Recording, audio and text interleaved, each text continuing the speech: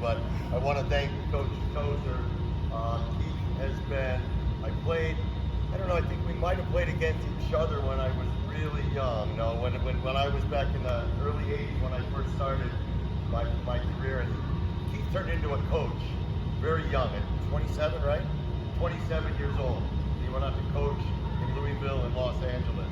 And my career as a player went on until I was in my 40s. So he has been coaching players of all different ages, of all different calibers in indoor soccer and in futsal for many years. I was fortunate enough to be around in his first trip to the U.S. national team when we went down to Guatemala, and the game of futsal itself has changed a lot since then. I don't think I would have gotten goalkeeper of the tournament, or we would have a chance maybe of winning with the caliber of players there are now, especially in Central America. You guys, on the other hand, are starting futsal at a way different level than we did.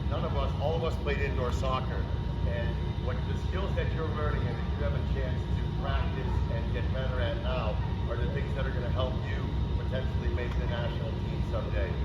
I was fortunate enough to be in this USYF program with another national team player who started the league, John Perry, and we were in Spain together at the World Cup. He came back and started this league, and a few years later started these trips.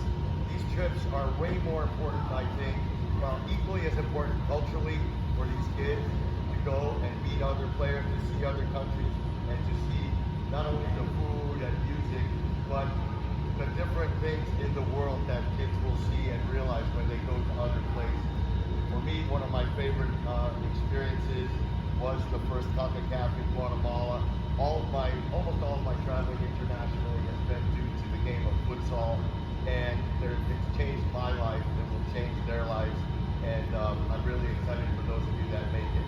Having said that, Coach Tozer mentioned that not everyone is going to go. Probably the best stories that I have heard from players and the best experiences are those of kids that didn't make it. You mentioned Kelly Clarkson and American Idol. We've had kids that have tried out 1 year and tried out a second year and finally made it their third year. Maybe the first year they didn't even make it to the national ID, but after the third year they made it not only to the national ID, they made it on a trip. And the harder you have to work for something, it may not seem like it when you're a kid, but the harder you have to work for something, the more satisfying it is when you finally achieve it. So please, well, I guess one last thing to add. There's people that come up after every one of these and ask, what can I do better? What can I do better? What can I work on? We've given you everything that you need to work on. These are all the fundamentals. These are the basis of what the U.S. national team players and players all over the world are doing. These are the things you have to work on, all right? And you have to try to work on them every chance you get if you want to get better.